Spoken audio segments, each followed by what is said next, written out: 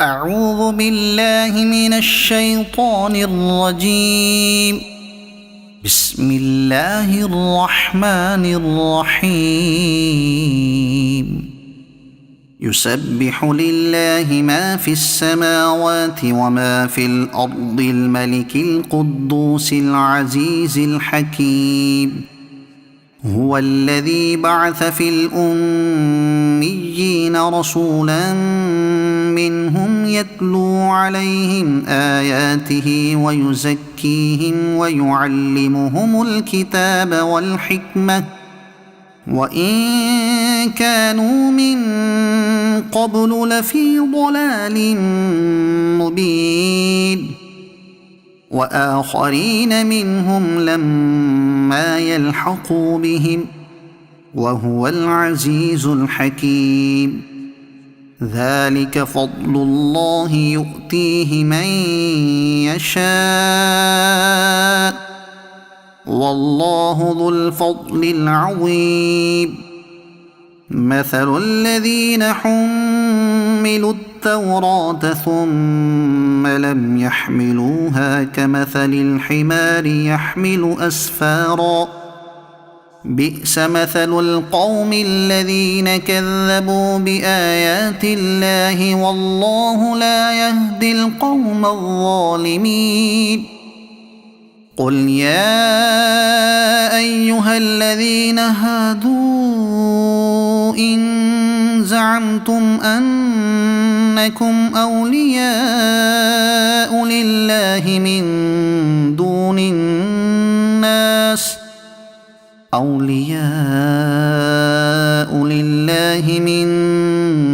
الناس فتمنوا الموت إن كنتم صادقين ولا يتمنونه أبدا بما قدمت أيديهم والله عليم بالظالمين.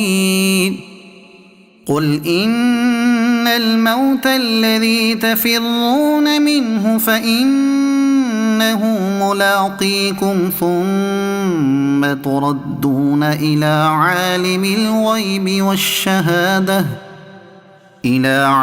الغيب والشهادة فينبئكم بما كنتم تعملون.